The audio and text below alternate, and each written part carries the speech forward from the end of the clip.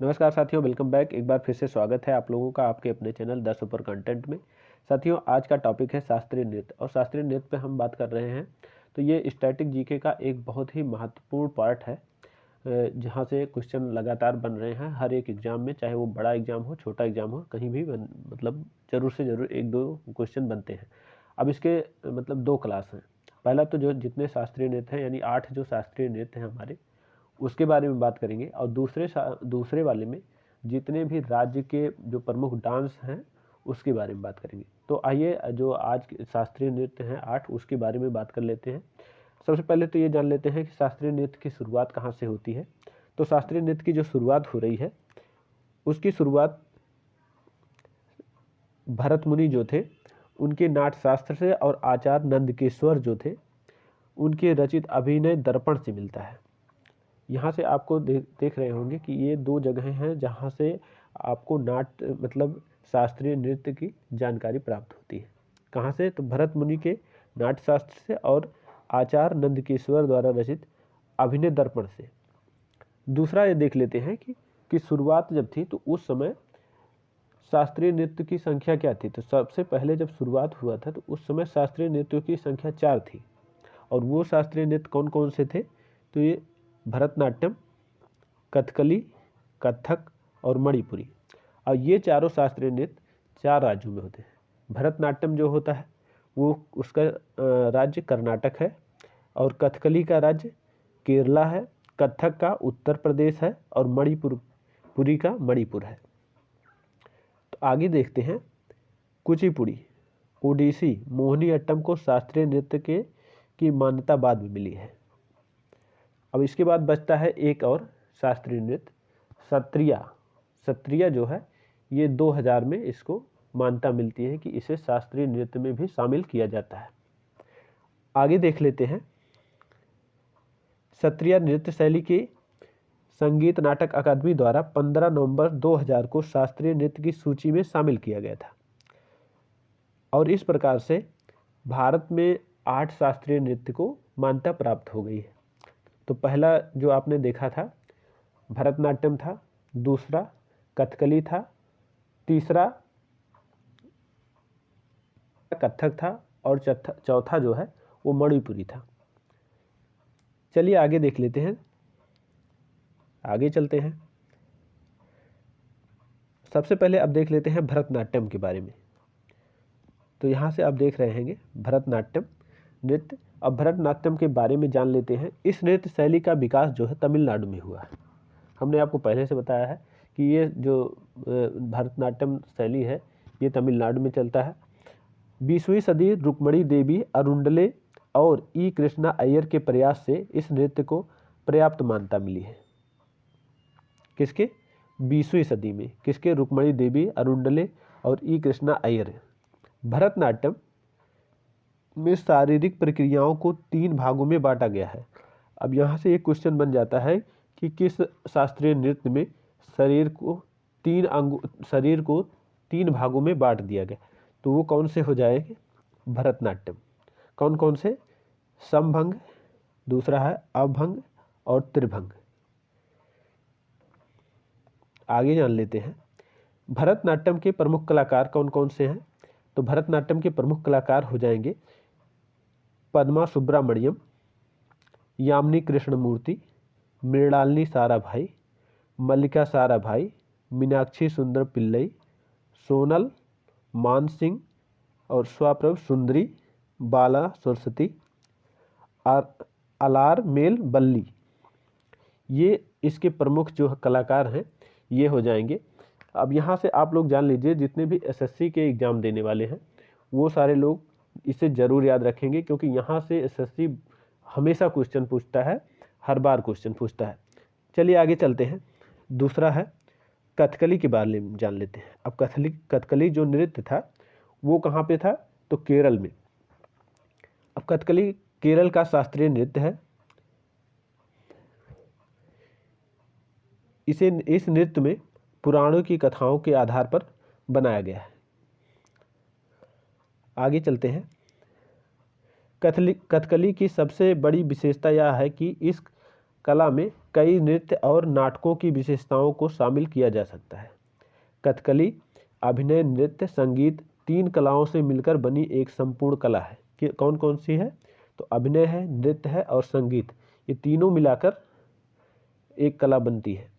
यह एक मूक अभिनय है। मूक अभिनय मतलब यह जिसमें अभिनेता बोलता एवं गाता नहीं है, यानी किसी प्रकार से बोला नहीं जाता है, ना तो कोई मतलब गायन किया जाता है। आगे चलते हैं। इसमें नर्तक के चेहरे पर हरा रंग, लाल, पीला और काला रंग लगाया जाता है। अब ये जो चारों रंग हैं इसके बारे में आप जान लीजिए। ये चारों रंग कुछ न कुछ अपने आप में दर्शाते हैं। अब इसके बारे में आगे जान लेंगे। इसमें हरा रंग जो है वो सद्गुण के बारे में दर्शाता है। क्या है? सद्गुण है, मर्यादा का सूचक है। लाल रंग क्या है? तो लाल रंग जो होता है वो पाप का सूचक होता है। काला रंग तामसिक प्रवृत्तियों को दर्शाता है, जबकि पीला रंग सात्विक और राजसिक स्वभाव का परिचायक है। आगे इसके कलाकार भी देख लेते हैं। कलाकार के प्रमुख कलाकार मतलब कथकली के प्रमुख जो कलाकार हैं वो कला भांडलम, रामन कुट्टी नायर, बेज कक्कल, कृष्णा कुट्टी नायर, रीता गांगुली, सतमनम कृष्ण कुट्टी, ये इसके प्रमुख कलाकार हैं। नाम इसके काफ़ी टफ हैं, तो हमने आपको लिख दिया है, तो लेने में थोड़ा सा दिक्कत होती है, तो आप लोग इसे याद कर लीजिएगा। अब तीसरा जो है मोहिनी अट्टम। मोहिनी अट्टम क्या है? ये भी शास्त्रीय नृत्य है। मोहिनी अट्टम का आशय है लुभाना। अट्टम का अर्थ होता है नृत्य, अर्थात मोहिनी अट्टम का आशय लुभाने वाले नृत्य से है। यह केरल का शास्त्रीय नृत्य है। कहाँ का? केरल का। यह एकल महिला द्वारा प्रस्तुत किया जाने वाला नृत्य है। आगे चलते हैं। तकनीकी स्तर पर मोहिनी अट्टम कथकली भरतनाट्यम के बीच में है। किसके? जो तकनीकी स्तर पर मोहिनी अट्टम जो है कथकली और भरतनाट्यम के बीच का एक जो है एक शास्त्रीय नृत्य है। आगे चलते हैं। मोहिनी अट्टम में इशारों की भाषा भरतनाट्यम के समान तथा आँखों की अभिव्यक्ति कथकली के समान है। हमने आपको बताया था कि जो मोहिनी अट्टम है वो भरतनाट्यम और कथकली दोनों के बीच का एक नृत्य है। मोहिनी अट्टम नृत्य को पुनर्जीवित करने में 3 लोगों की भूमिका महत्वपूर्ण है। कौन कौन से हैं? तो वो हो जाएंगे स्वाति थिरुनल राम वर्मा, स्वाति थिरुनल राम वर्मा। दूसरे हो जाएंगे बल्लतोल नारायण मेनन, कवि हैं, केरल के मंडल संस्था के संस्थापक हैं। और कला मंडलम कल्याण कुट्टी अम्मा। ये तीनों लोग जो थे इन्होंने मोहिनी अट्टम को पुनः जीवित किया था।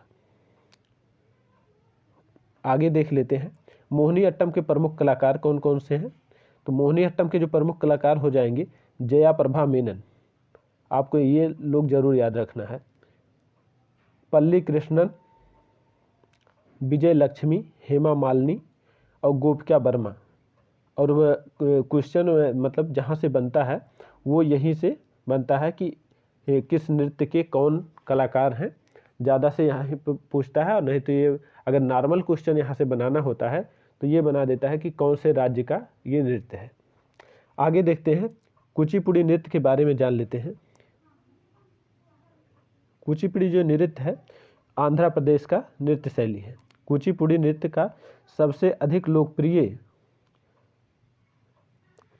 लोकप्रिय रूप जो है मटका नृत्य है, जिसमें एक नर्तक मटके में पानी भरकर और उसमें अपने सिर पर रखकर पीतल की थाली में पैर जमाकर नृत्य करती है। अब देख लीजिए आप कितना कठिन नृत्य है।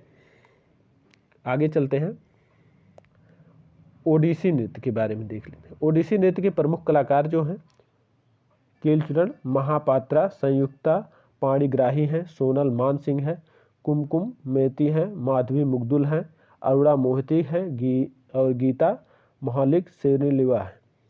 अब मणिपुरी नृत्य के बारे में देख लीजिए। मणिपुरी जो नृत्य है यह नृत्य पूर्वोत्तर राज्य मणिपुर में प्रचलित है। इस नृत्य का मुख्य विषय रासलीला है। अगला है अन्य प्रकार के शास्त्रीय नृत्यों से इसकी खासियत यह है कि इसमें घुंघरू नहीं पहने जाते हैं। आगे देखते हैं, आधुनिक समय में इसको पुनर्जीवित करने का श्रेय महाराजा भाग्यचंद्र को जाता है। गुरुदेव रविन्द्रनाथ टैगोर ने भी इसके विकास में महत्वपूर्ण भूमिका निभाई है। मणिपुरी के प्रमुख कलाकार जो हैं गुरु नाभकुमार, गुरु विपिन सिंह, झबेरी बहने और नायना सुवर्णा है, दर्शना है और रंजना, ये इसके प्रमुख कलाकार हैं मणिपुरी नृत्य के। मणिपुरी नृत्य के वैसे कलाकार बहुत कम पूछे जाते हैं, लेकिन एसएससी कभी कभी पूछ लेता है, तो आप लोग यहाँ से भी याद रख लीजिएगा। अब देख लीजिए कथक। कथक एक महत्वपूर्ण नृत्य है, उत्तर प्रदेश का नृत्य है। यह प्रमुख रूप से उत्तर प्रदेश में प्रचलित है। कथक का आशय है कथा कहने से है। इस नृत्य को नटवारी नृत्य के नाम से भी जाना जाता है। अब देख लीजिए कथक या नटवारी दोनों एक ही नृत्य हैं, तो दोनों के नाम अलग अलग हैं। यहाँ पे कथक पूछ लिया, यहाँ पे नटवारी, तो दोनों ही शास्त्रीय नृत्य उत्तर प्रदेश के हैं और नाम एक ही है। मतलब शास्त्रीय नृत्य एक है और नाम दो है, चाहे वो नटवारी के नाम से पूछ लेंगे या कथक के नाम से, तो इसको आपको याद रखना है। आगे चलते हैं। इस नृत्य की शैली को लेडी लीला सोखे ने पुनर्जीवित किया था। कौन थी? लेडी लीला सोखे। पंडित बिरजू महाराज लखनऊ घराने से इस नृत्य के प्रमुख कलाकार थे। आगे चलते हैं। अगला है शास्त्रीय नृत्य। अब शास्त्रीय नृत्य के बारे में जान लीजिए। वैष्णव संत शंकरदेव ने असम में इस नृत्य शैली को प्रचलित किया था। कौन थे? वैष्णव संत शंकरदेव। अब ये नया नृत्य अभी है, तो मतलब जैसे 8 शास्त्रीय नृत्य में सबसे नया है, तो आपको इसको याद रखना है कि इसको असम में किसने प्रचलित किया था। तो ये वैष्णव संत से शंकरदेव थे, इनको याद रखना है। इस नृत्य शैली को संगीत नाटक अकादमी द्वारा 15 नवंबर 2000 को शास्त्रीय नृत्य की सूची में शामिल किया गया था। आगे देख लीजिए। इसमें विष्णु की पौराणिक कहानियों का वर्णन किया जाता है। आगे चलते हैं। शास्त्रीय नृत्य का प्रमुख कलाकार कौन है? मणिराम दत्त, मेघतर, इंदिरा पीपी बोरा, परमानंद बोरबयान, जतिन गोस्वामी, रामकृष्ण, लालू कादर और कृष्ण श्री कश्यप, बापूराम बयन अत्तई, ये इसके प्रमुख कलाकार हैं। तो आपको कलाकारों को भी याद रखना है, क्योंकि कलाकार से ही जब क्वेश्चन तब बनाना होता है तो कलाकार को ही पूछा जाता है, क्योंकि कलाकार लोगों को बहुत कम याद हो पाते हैं और कुछ के याद हो पाते हैं, कुछ के नहीं। तो आप देख लीजिए यहाँ पे शास्त्रीय नृत्य के जो 8 शास्त्रीय नृत्य हैं वो किस किस राज्य में हैं और कहाँ कहाँ पर होते हैं। तो भरतनाट्यम जो है वो तमिलनाडु में है, यहाँ पे आप देख रहे हैं। और कथकली है तो केरल में है। मोहिनीअट्टम केरल में है। कुचिपुड़ी आंध्र प्रदेश में है। सत्रिया असम में है। ओडिसी उड़ीसा में है। मणिपुरी मणिपुर में है। और कथक है उत्तर प्रदेश में। यहाँ से आपको 8 शास्त्रीय नृत्य देख रहे हैं, इसे जरूर याद रखिएगा कौन कहाँ पे किस राज्य में है। आगे चलते हैं। अगला है, यहाँ से प्रश्न आप देख लीजिए। निम्नलिखित में से किस ग्रंथों में शास्त्रीय नृत्य का उल्लेख मिलता है?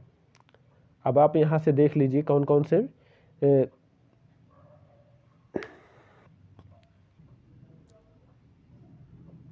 दोस्तों इसके साथ जो है ये इसके एमसीक्यू भी सॉल्व कर लिए जा रहे हैं। तो एमसीक्यू सॉल्व करने से आपको पता चल जाएगा कि हमको क्या क्या याद हुआ है और क्या क्या बचा है। जो प्रमुख एमसीक्यू इसके बन रहे हैं वो हम इसमें डाल दिए हैं। तो आप पहला एमसीक्यू देख लीजिए। निम्नलिखित में से किन ग्रंथों में शास्त्रीय नृत्य का उल्लेख मिलता है? तो इसमें ऑप्शन ए है नाट्यशास्त्र है, ऑप्शन बी है अभिनय दर्पण है, ऑप्शन सी है गीतांजलि है, option D A and B. तो किस में मिल जाएगा? तो इसमें हो जाएगा ए और बी, यानी नाट्यशास्त्र और अभिनय दर्पण दोनों में से शास्त्रीय नृत्य का उल्लेख मिल रहा है। आगे चलते हैं अगले प्रश्न की तरफ। अगला प्रश्न है, वर्तमान में भारत में कुल कितने शास्त्रीय नृत्य प्रचलित हैं? तो वर्तमान में शास्त्रीय नृत्य जो है वो 8 प्रचलित है, और सबसे अंतिम शास्त्रीय नृत्य जो है वो सत्रिया है, जो असम राज्य में का शास्त्रीय नृत्य है, और 2000 में इसको शास्त्रीय नृत्य की घोषणा की गई थी। वर्तमान में भारत में कुल कितने शास्त्रीय नृत्य प्रचलित हैं, ये तो आपको बता दिए हैं। आगे देखते हैं।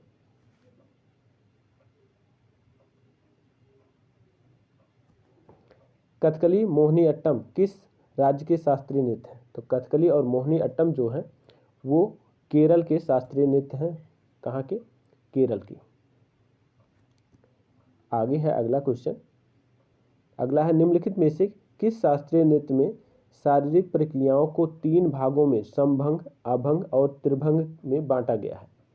तो ये किस में हो जाएगा? तो ये भरतनाट्यम में। भरतनाट्यम में शरीर को 3 भागों में बांटा जाता है। किसमें? भरतनाट्यम में।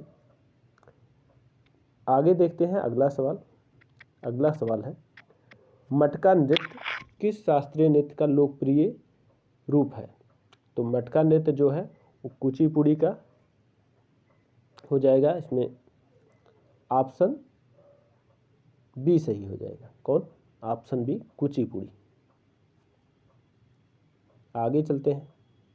अगला है, निम्नलिखित में से किन्हें the mother of Mohiniyattam के नाम से जाना जाता है? तो the mother of Mohiniyattam जो है वो कलामंडलम कल्याणकुट्टी अम्मा है। कौन है? कलामंडलम कल्याणकुट्टी अम्मा। ऑप्शन सी सही हो जाएगा। The mother of Mohiniyattam के नाम से इन्हें जाना जाता है।